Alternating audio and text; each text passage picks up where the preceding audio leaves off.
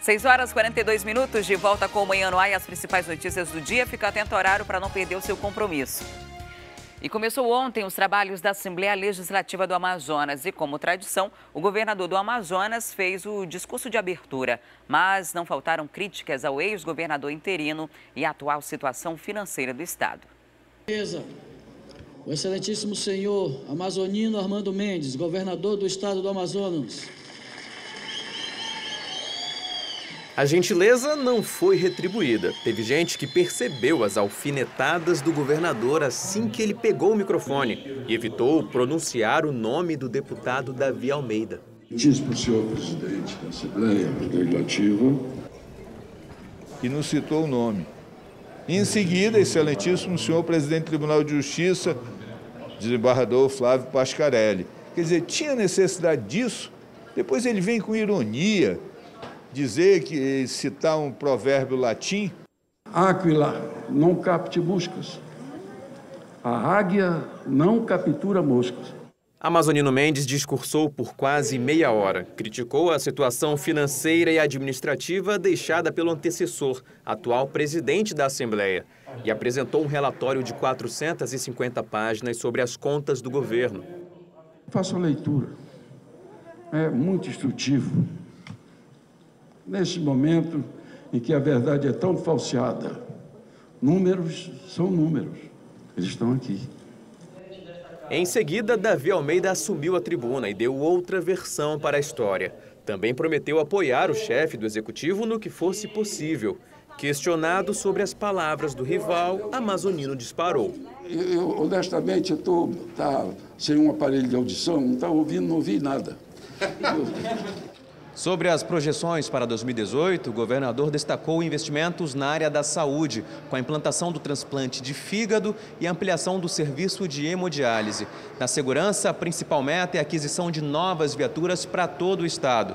Também estão previstos concursos públicos para as polícias civil e militar e para a Secretaria de Educação. Ele prometeu ainda auxílio fardamento e ticket alimentação para toda a administração pública. A mensagem do governador marca o início dos trabalhos na Assembleia. A Casa Legislativa tem 310 projetos em tramitação, que devem ser votados de preferência ainda no primeiro semestre, por causa da campanha eleitoral. Nós devemos e podemos fiscalizar melhor. Por exemplo, a área de saúde, a área de educação. Nós temos temas muito importantes para trabalhar em relação ao interior do estado, a questão da segurança pública, e a Assembleia não tem sido eficiente nesse papel, que é um papel constitucional, em regra. E agora chegou o momento de irmos ao vivo lá para a Rádio FM O Dia, onde estão a Andra Amorim, Cleiton Pascarelli. Olá, meninos, bom dia. Bom dia. Vamos começar falando sobre o que estava previsto para sair ontem, né? O resultado do pedido de habeas corpus do ex-governador José Mello, e a Justiça negou. A desembargadora, que estava com o pedido de habeas corpus, acabou avaliando que José Mello e Edilene Gomes, assim como tem apontado tanto a Polícia Federal quanto o Ministério Público Federal, como eles tentaram atrapalhar as investigações, né, segundo as investigações aí da Polícia Federal, e tentaram coagir testemunhas, a desembargadora entendeu que eles precisam, sim, continuar presos para que não corra novamente esse risco. Mais ou menos o que aconteceu com o ex-secretário da Cefaz, né, o ex-secretário de Fazenda, Afonso Lobo, que recebeu no dia 24 de janeiro agora o benefício da prisão domiciliar, estava em casa, e a juíza Ana Paula Serizawa, que é aqui da 4ª Vara Federal do Amazonas, julga o processo da Operação Maus Caminhos e seus desdobramentos, como a Operação Custo Político e a Operação Estado de Emergência. E ontem a juíza Ana Paula Serizawa entendeu que ele não tinha direito à prisão domiciliar, porque ele é um homem muito influente e poderia também atrapalhar as investigações. E ontem, Afonso Lobo voltou para o presídio. E era o que a gente comentava aqui, né? Porque já tinham concedido 2 benefícios de prisão domiciliar relacionados aos desdobramentos da Operação Maus Caminhos. E era justamente essa preocupação de que essas pessoas poderosas em liberdade pudessem ainda ter algum tipo de influência e conseguir atrapalhar o processo de investigação, impedir que vítimas pudessem denunciar, que testemunhas pudessem depor, né, contra eles. Então, por isso, foi o que pesou bastante, né, na hora da decisão sobre manter ou não o ex-governador e a ex-primeira-dama do Estado na cadeia.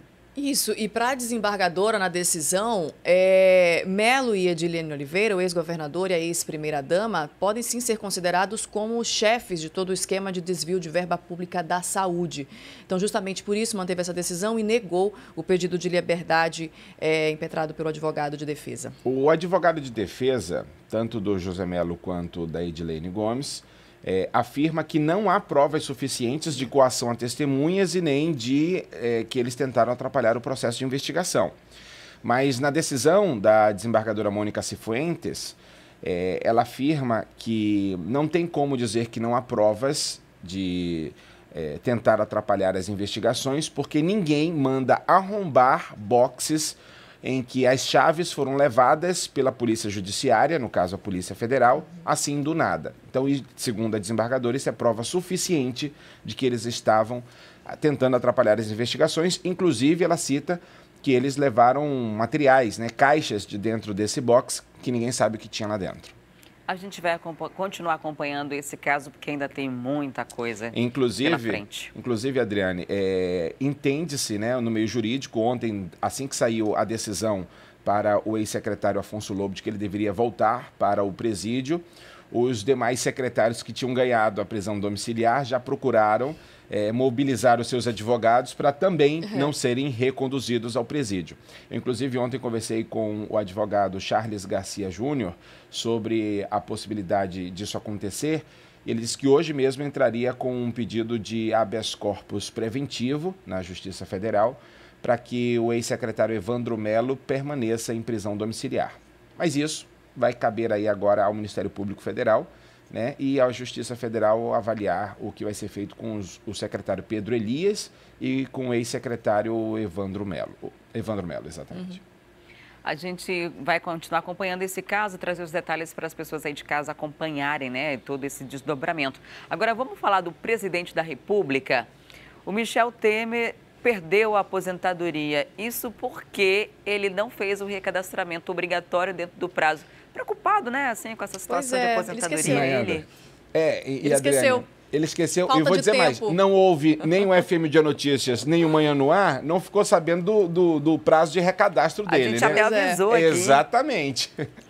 Então, o presidente Michel Temer, né, segundo a assessoria dele, informou que simplesmente o presidente esqueceu. O que aconteceu? Ele não recebeu a aposentadoria referente aos meses de novembro e dezembro, porque ele não teve tempo de fazer o recadastramento anual que se faz, aquela chamada prova de vida, que se faz no mês de aniversário. Ou seja, ele deveria ter feito esse recadastramento no mês de setembro, quando ele completou 77 anos. Então, como ele não fez esse recadastramento, automaticamente a aposentadoria dele foi suspensa, segundo a São Paulo Previdência, né, que lida aí com essa questão do pagamento das aposentadorias no estado de São Paulo.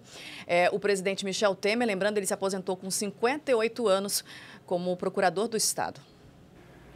Muito preocupado com a situação, né? O que ele quer preocupado mesmo é reforma previdenciária. Mas, né? Olha só, as medidas necessárias já foram tomadas, né? O presidente, né, segundo a assessoria, já está resolvendo esse problema, esse pequeno problema do presidente. As pessoas devem se perguntar assim, Adriane, quanto será que ganha o presidente com a aposentadoria? Fora o salário do presidente, né? Mas na aposentadoria dele como procurador lá do estado de São Paulo, ele ganha um salário pago em outubro, né? Segundo o site da transparência lá do estado de São Paulo, o salário dele é de 45 mil. E aí, quando reduz todos os impostos e tudo, fica líquido R$22 mil.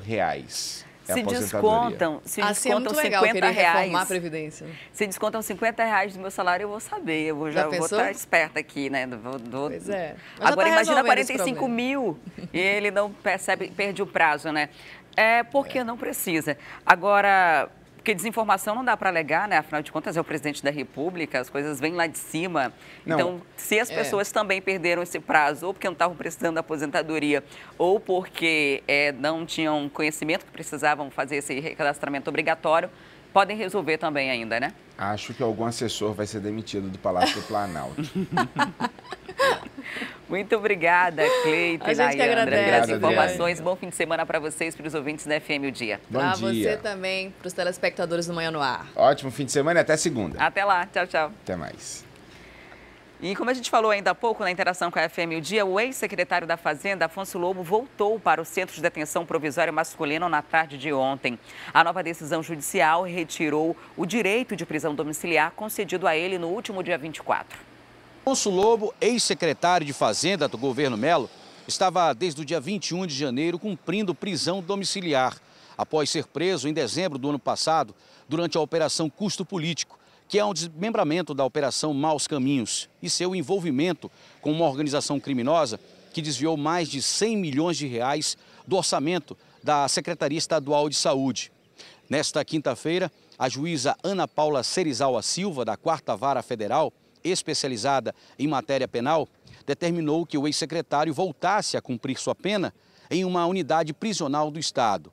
Na decisão da magistrada, ela afirma que Afonso Lobo teria grande influência política e que uma prisão domiciliar atrapalharia o restante das investigações. Além disso, em sua decisão, ela faz referência a algumas notas publicadas em sites em favor do ex-secretário e que teria o objetivo de tentar colocar em descrédito o trabalho de investigação feito pelo Ministério Público Federal e pela Controladoria Geral da União.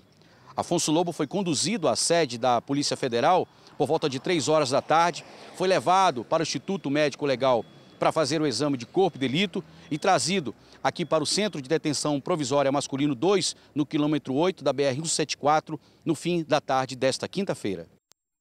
E a Comissão do Direito da Educação da OAB vai realizar nesta sexta-feira a segunda audiência pública sobre a cobrança de taxa pelos colégios da Polícia Militar. Durante a reunião serão apresentadas novas denúncias e também as providências que serão adotadas pela instituição. Quem tem mais detalhes sobre esse assunto é a Thea Morel. Olá, Thea, bom dia. Quem pode participar desse encontro? Bom dia, Adriane, bom dia a todos. Olha só, esse encontro é principalmente voltado para os pais que precisam receber aí o resultado, o feedback da primeira audiência que já foi realizada, né, com a participação da Ordem dos Advogados do Brasil. Mas também tem outras autoridades e outros órgãos, como por exemplo o Ministério Público do Amazonas, o PROCON e principalmente a SEDUC, a Secretaria de Estado de Educação, que tem que dar o retorno, né, desde as definições que foram feitas da primeira audiência. A gente vai conversar agora com o Rodrigo Melo, que é o presidente da Comissão de Direito da Educação da OAB Amazonas, que vai explicar um pouquinho como é que vão ser essas audiências. Bom dia, presidente. Eu queria que o senhor explicasse primeiro esses pais, né?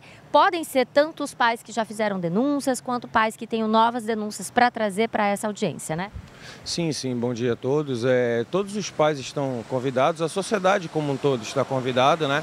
E esperamos ter o retorno da SEDUC e da Polícia Militar acerca de tudo que foi combinado na nossa primeira audiência. Falando da primeira audiência, né? O que ficou realmente acertado, quais eram as irregularidades que foram detectadas e o que a SEDUC se comprometeu a resolver?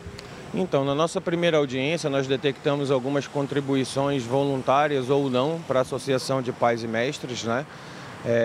Como também cobrança de material escolar, de fardamento. E na ocasião da nossa primeira audiência, o secretário da SEDUC se comprometeu a fazer um estudo para que seja firmado um termo de cooperação técnica entre a SEDUC e a Polícia Militar, para que esses custos sejam retirados dos pais, né, e sejam arcados pelo poder público. Esses custos não podem acontecer, mas e aí? Algo, pelo menos no caso das denúncias que já foram trazidas e levadas, né, até a Secretaria de Educação, eles foram cancelados, foram suspensos? Qual é o feedback que você tem no caso dos pais de alunos? Então, pelo que os pais nos dizem, né, continua a cobrança. As escolas continuam a cobrar, continuam a exigir a contribuição. Inclusive já há uma liminar na Justiça de uma ação intentada pelo Ministério Público que proíbe, né, essa cobrança, quer seja ela obrigatória ou quer seja ela de forma voluntária. como também o fardamento, merenda, material escolar, e o que nos chega é que essa ordem judicial não está sendo cumprida. Então... E o que vai ser feito, já que a ordem judicial não está sendo cumprida, né? É claro que vai se ouvir a SEDUC, mas o que pode ser feito para tentar resolver esse problema? Então, o titular dessa ação é o Ministério Público, né? E nós convidamos o Ministério Público para se fazer presente no dia de hoje. Então, nós vamos apresentar os documentos que nos chegaram de dezembro até aqui e vamos entregar, inclusive, para o titular da SEDUC, do Ministério Público, para o próprio comando da Polícia Militar e vamos, né, conversar com todos para ver se a gente consegue definitivamente resolver o problema, porque a nossa intenção não é acabar a escola, não é pôr fim a nada. A nossa intenção é que se faça cumprir a lei e seja garantido o estudo, né, para essas crianças. A SEDUC chegou a dar algum tipo de justificativa para que essa cobrança continuasse sendo feita, para que ela não tivesse sido suspensa imediatamente? Olha, então, a gente não conseguiu um contato oficial com a SEDUC desde a nossa primeira audiência. O que nós soubemos foi através da imprensa, onde, interpelada a SEDUC, ela disse que ainda estava sendo realizado esse estudo. Como a nossa primeira audiência foi em dezembro e as aulas já começam agora segunda-feira, a gente achou importante fazer esse evento no dia de hoje, até para que a gente tenha esse feedback da própria SEDUC. E vocês já têm novas denúncias, né? Essas denúncias são também indiferentes da denúncia da cobrança indevida por apostila, por fardamento, enfim? Olha, nós temos algumas denúncias, inclusive, muito sérias, né? Nós vamos apresentar isso no dia de hoje por meio de fotos, por meio de vídeos, até para que a SEDUC e os órgãos competentes tomem providências acerca, como pais que estão trabalhando nas escolas para poder pagar essa associação. Nós temos algumas imagens de crianças carregando objetos dentro das escolas, o que pode se pressupor que seja um trabalho dessas crianças na escola. A gente não está querendo dizer que seja, mas a gente está querendo investigar o que seja. Enfim, são essas denúncias que nos chamam bastante atenção. A ideia realmente é esclarecer, né, presidente? Então a gente ressalta aqui que um dos órgãos mais importantes que devem participar dessa audiência, viu, Adriane, é justamente a SEDUC, a Secretaria de Estado de Educação, através de um representante que tem aí competência para resolver e se comprometer a investigar todas essas denúncias e também a resolver o quanto antes, até porque, como o presidente mesmo da comissão falou aqui, né, as aulas já começam na segunda-feira, a cobrança é irregular, a cobrança é indevida, né, o trabalho das crianças dentro da escola, se for isso mesmo, é indevido e, portanto, mais do que todo mundo, SEDUC e, claro, os pais, para trazer, inclusive, novas denúncias e para colocar ali a sua opinião. Ok, Thea, muito obrigada pelas informações. E agora vamos falar sobre os concursos que devem acontecer no Amazonas este ano. Domingo já tem prova da Defensoria Pública e outros concursos já são bastante aguardados pelos concurseiros de plantão. Tá pensando em se preparar para algum? Então dá só uma olhada na reportagem da Júlia Magalhães e Márcio Souza. A Meire é técnica de enfermagem já concursada, mas o sonho dela é seguir carreira na polícia. Eu quero ser investigadora da polícia, eu quero trabalhar nessa área. Por isso mesmo, já está estudando, mesmo sem ter data prevista para o concurso. E mais do que isso, já pensando em todos os detalhes. Tanto preparar a parte teórica, como também já estou me preparando na parte física. Ela estuda numa sala lotada de pessoas como ela, que querem estabilidade. É uma segurança que você tem. Eu já sou funcionário público, policial militar, e estou buscando uma melhoria familiar, né? Só nesse cursinho, que começou com apenas uma sala de aula, estudam quase 500 alunos de forma presencial e mais de 1.000 alunos online. Às vezes o concurseiro ele está estudando em casa, e a mãe, o pai acaba atrapalhando, é barulho, né? A gente chama de distrações, né? E o concurseiro, na hora dos estudos, ele não pode ter qualquer tipo de distração, porque isso atrapalha a memorização e a concentração. E essas cabines de estudo estão sendo um verdadeiro sucesso. Nós estamos aqui com 70 cabines, estão praticamente todas esgotadas. E elas, para você ter ideia, a gente abre 6 da manhã, fecha 10 da noite. E é lotado, de domingo a domingo. E 2018 promete ser o ano dos grandes concursos. Domingo já tem prova da Defensoria Pública do Estado. São 25 vagas com salários a partir de R$14 mil. Mas tem outros previstos. Secretaria Municipal de Saúde e Secretaria Municipal de Finanças já estão com comissão formadas. Deve ter concursos esse ano também para Polícia Civil, Polícia Militar, Polícia Federal, Ministério Público da União e Procuradoria-Geral do município. Muitas vagas e salários atrativos. E pensando nisso, muita gente está investindo pesado. Conheço pessoas que estão pegando rescisões de trabalho, né, pedindo demissão, pegando todo o valor da sua rescisão trabalhista, FGTS, tem gente que está sacando o FGTS, investindo em preparação para concursos públicos. E uma novidade que está fazendo sucesso são as cabines de estudo. Aqui, com silêncio absoluto, 70 pessoas podem estudar das 6 da manhã até as 10 da noite. Tem internet liberada, armário, uma cozinha para fazer um cafezinho ou lanchar e fica aberta de segunda a segunda. O Marcelo escolheu essa opção. A cabine ela proporciona a gente ter um melhor desempenho, né? Porque a gente vai estar assim, mais focado naquilo, não tem nenhum tipo de perturbação ou incômodo, né? Com acesso à internet também, então fica tudo bem mais tranquilo para se resolver questão, para se ver uma videoaula, né? E aí vão algumas dicas de quem entende do assunto para você que quer ser concurseiro. A primeira é escolher uma área. Qual aquele concurso que vai realmente te fazer feliz? Eu conheço pessoas que já passaram em concursos, mas não estão felizes, né? E estão até procurando um outro. Então, a primeira dica é escolher uma área. A segunda é, se você nunca estudou para concurso, não sabe o que é isso, procurar um curso preparatório, presencial, até mesmo online, porque os professores são especializados em preparação para concurso público.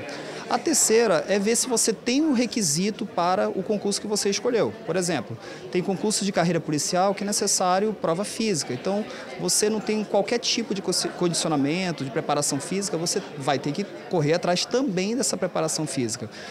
Tem concursos que pedem curso superior, tem concursos que pedem carteira de habilitação. Então, esses requisitos do cargo e do concurso que você vai escolher, também você tem que levar em consideração para não ser pego de surpresa lá na frente.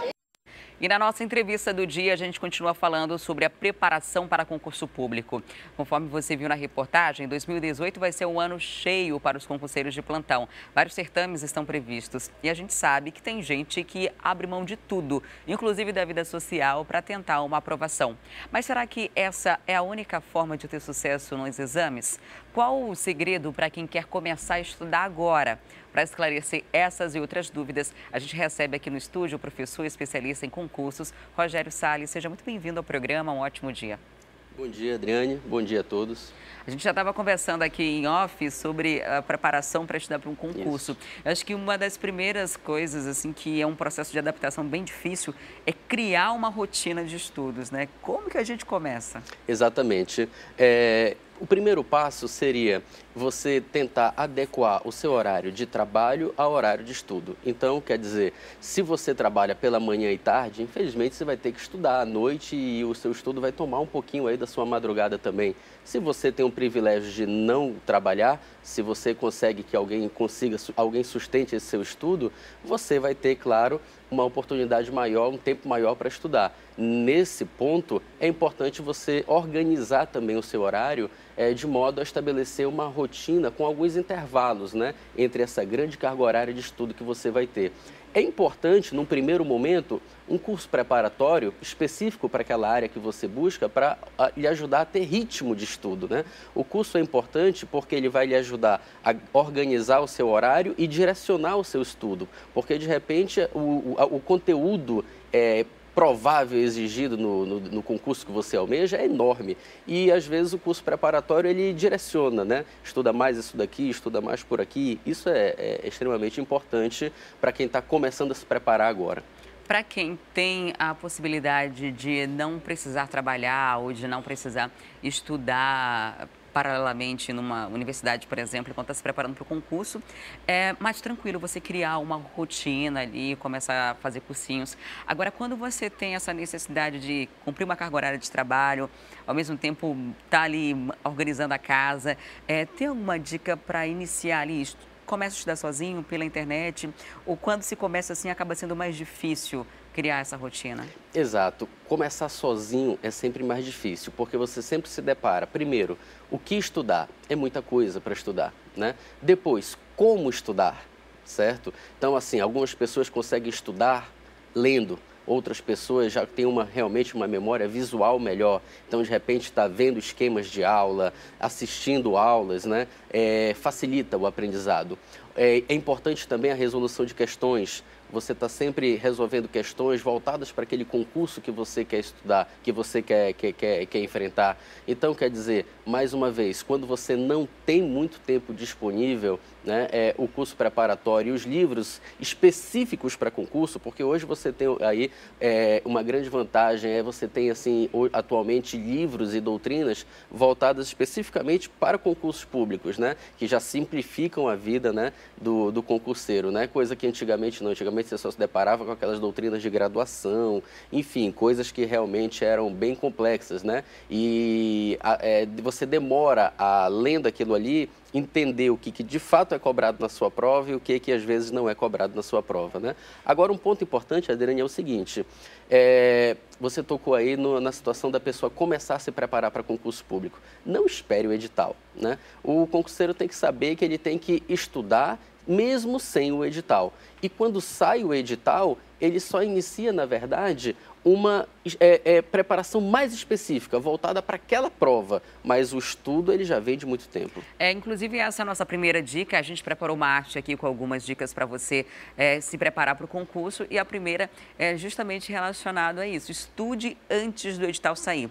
O problema de estudar antes do edital sair é aquela questão de você não sabe qual concurso vai sair ou não. Por exemplo, agora tem Defensoria Pública, a gente tem uma previsão que até março saia o edital da Polícia Civil e Polícia Militar. Às vezes você nunca pensou em ser um policial na vida, mas tem um concurso público, uma estabilidade da carreira do funcionalismo público, e aí você diz, vou estudar, então agora eu vou fazer esse concurso da PM.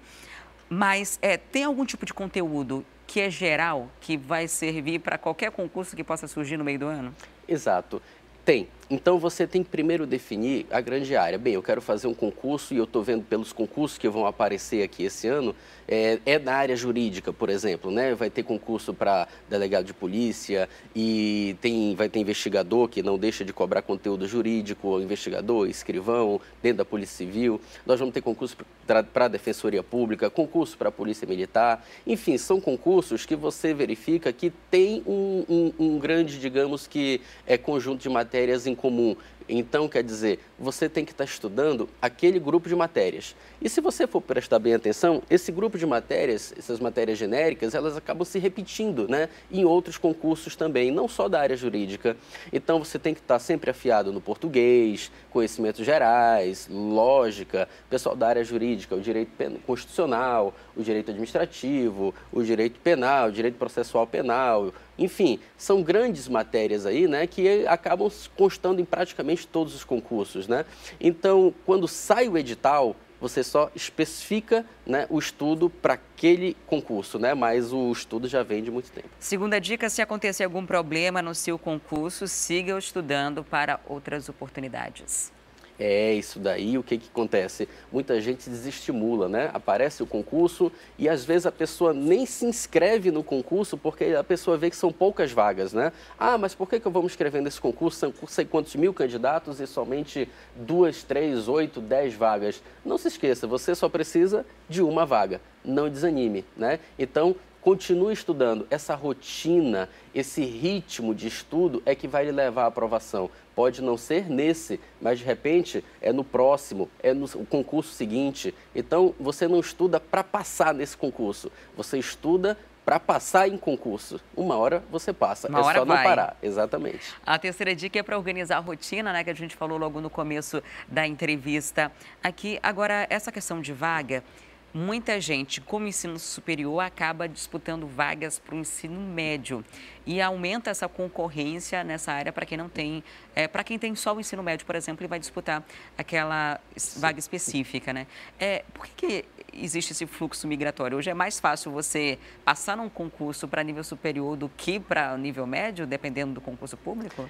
Primeiro, isso decorre muito da escassez de concursos públicos, né, que nós tivemos nos últimos anos, né, em razão daquelas crises econômicas e financeiras.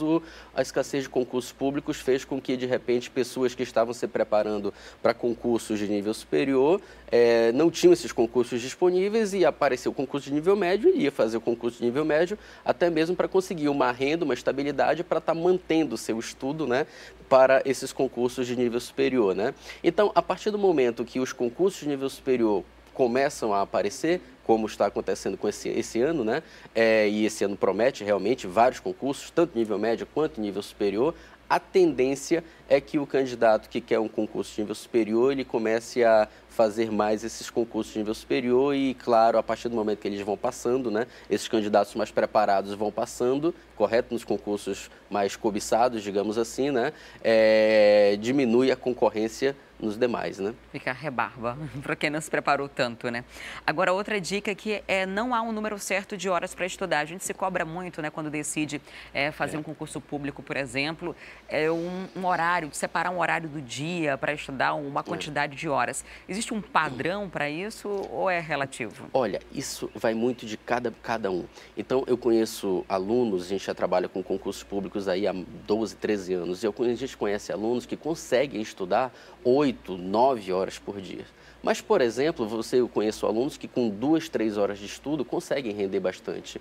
O importante é o seguinte, você tem que ter uma organização do seu horário e essa organização tem que incluir, claro, não só o horário, mas aquela matéria que você vai estudar e como você vai estudar aquela matéria.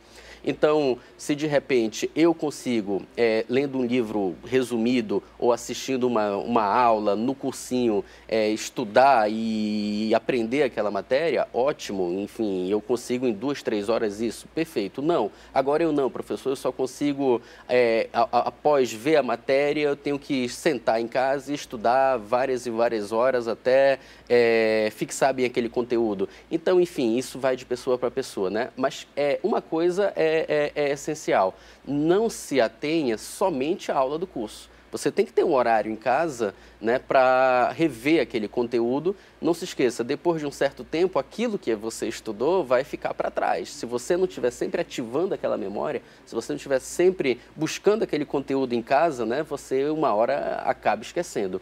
Para isso, é extremamente importante que o pessoal de casa consiga entender isso. Todo mundo colaborar, né? E colaborar, né? Exatamente. Lhe dar aquele canto lá de estudo em paz, né?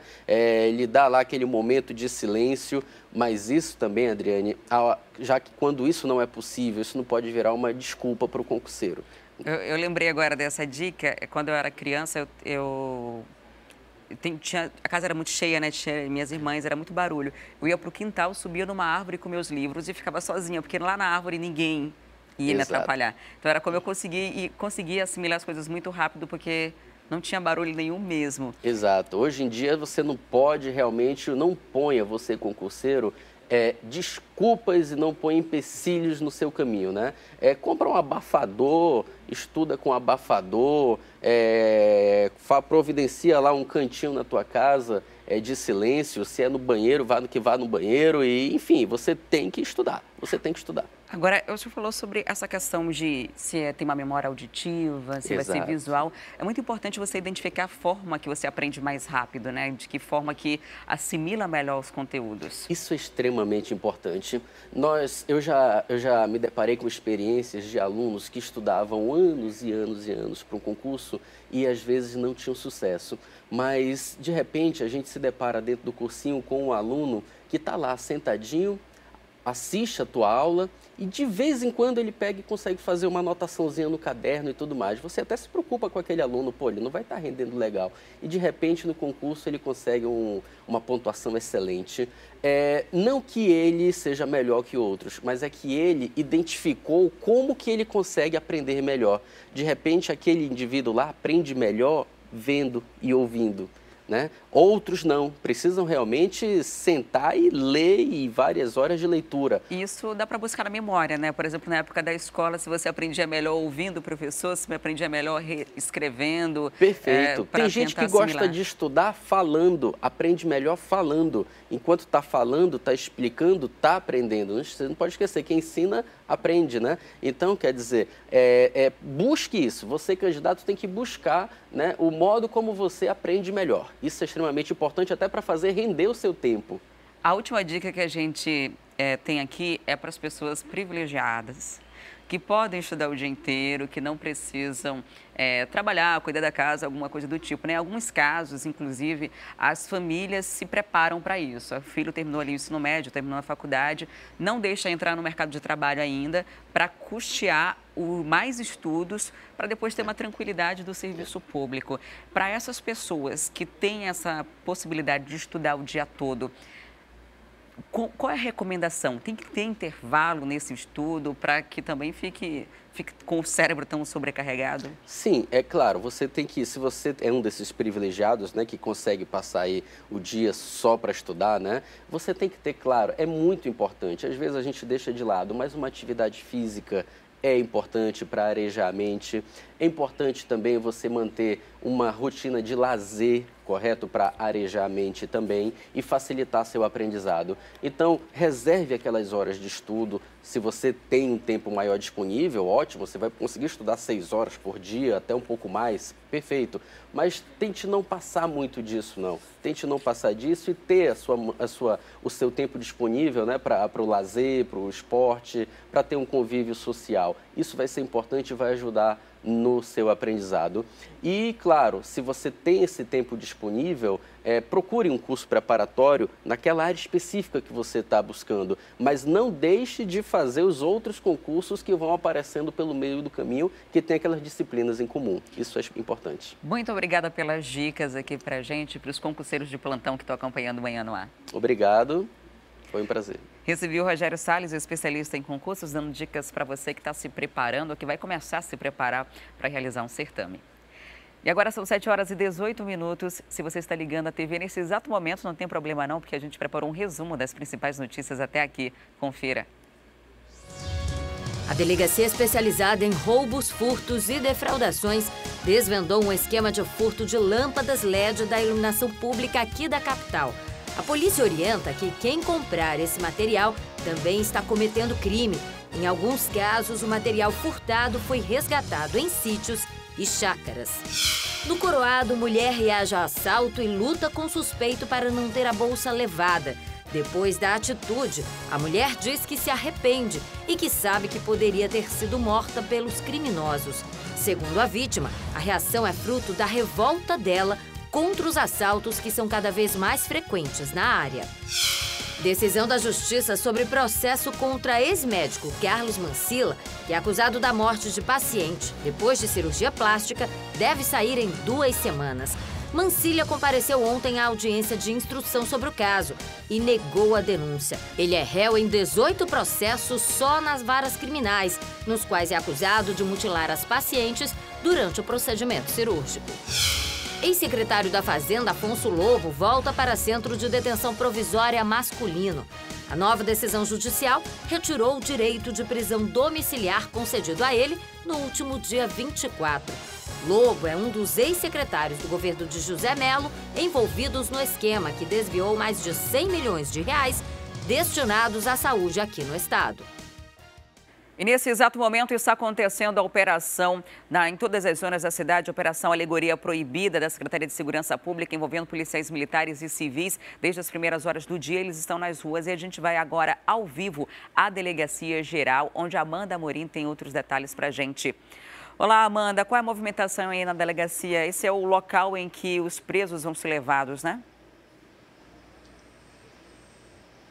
Isso mesmo, olha, Adriane, movimentação intensa. Essa motocicleta aqui, ó, acabou de chegar pelos policiais militares e civis. Ela estava ali no bairro São Jorge, na rua Cachoeirinha. É isso mesmo, ela estava em posse de Moisés, mais conhecido aí no mundo do crime como o vulgo Gordinho. Essa motocicleta, de acordo com os policiais, é roubada, viu, Adriane? Daqui a pouco, o Moisés, o vulgo Gordinho, está chegando por aqui. Porém, Adriane, 6 pessoas já chegaram aqui na delegacia, na Delegacia Geral da Polícia Civil, que fica localizada no bairro Dom Pedro. Essas pessoas, neste exato momento, elas estão passando por aqueles procedimentos, né, cabíveis, como o exame de corpo de delito. Daqui a pouco, elas vão ser apresentadas para a imprensa e, em seguida, vão ficar à disposição da Justiça. A gente conseguiu ainda pegar o nome de 2 pessoas, viu? A Manuela Pâmela de Oliveira Machado chegou, ela foi a primeira que chegou junto com o Bruno Tomé Unimed Macedo Nogueira. A Manuela, Adriane, ela é suspeita de cometer um crime, latrocínio, que é aquele crime, né, que é o seguido roubo de morte. Já o Bruno, ele é suspeito por receptação. Eles já estão sendo encaminhados ali para uma sala justamente para passar por esses procedimentos. A operação ainda permanece, ela iniciou bem cedinho, né, 3 horas da manhã, os policiais militares e civis, aproximadamente 800, eles se concentraram lá no Comando de Policiamento Especializado, no Dom Pedro. Foram realizar aí mais de 200 mandados, né, de prisão e busca e apreensão. Eles permanecem ainda nas ruas da capital amazonense. O intuito mesmo é combater o tráfico de drogas. Eles estão espalhados aí por todas as zonas da capital. A operação ainda permanece e é assim que essas pessoas forem presas, elas serão encaminhadas aqui para a Delegacia Geral, que fica localizada no bairro Dom Pedro. Vão passar por todos os procedimentos cabíveis. Em seguida serão apresentados para a imprensa e no finalzinho ficarão à disposição da Justiça. A gente ainda permanece aqui, daqui a pouco vamos entrar ao vivo novamente, se possível for, para passar mais informações sobre outras pessoas que já foram presas e estão chegando aqui. Daqui a pouquinho a gente retorna com você e te passa todas as informações, viu, Adriane? Eu volto com você. Tá certo, Amanda, até daqui a pouco. E você aí de casa que está vendo uma movimentação intensa da polícia aí, possivelmente no seu bairro, é a Operação Alegoria Proibida. Desde as 5 horas da manhã, os policiais começaram a cumprir os mandados de busca, apreensão e prisão também. São mandados relacionados à Operação Alegoria Proibida, que está cumprindo em todas as zonas da cidade, em vários bairros. São cerca de 200 mandados. Então, muita gente deve ser presa ao longo dessa manhã e, por isso, essa movimentação intensa de policiais nas ruas. Afinal de contas, são mais de 200 viaturas e cerca de 800 policiais civis e militares. E agora a gente tem informação do trânsito. O nosso drone está sobrevoando nesse exato momento a Avenida Max Teixeira. Ali na direita do vídeo é o Manoa, é isso? A saída do conjunto Manoa. Do lado esquerdo, o conjunto Mundo Novo. A gente vai seguindo no sentido centro da cidade, no sentido de quem sai da Cidade Nova para Torquato Tapajós. O trânsito flui com tranquilidade nesse exato momento. Não há nenhuma informação nessa área de pane mecânica, de acidentes que deixam o trânsito complicado. E até o fluxo está bem moderado, né? O horário está bem tranquilo para quem circula. Ali do lado direito, na saída do Manoa, vai ter uma pequena retenção, mas é causada pelo tempo semafórico. No mais, trânsito flui com tranquilidade nesse exato momento na zona norte da cidade. E a gente vai agora para um intervalo e volta daqui a pouquinho e mostra as prisões da Operação Alegoria Proibida. Tem ainda o roteiro do dia para você que quer curtir um fim de semana em ritmo de carimbó, o ritmo do Pará. É um instante só.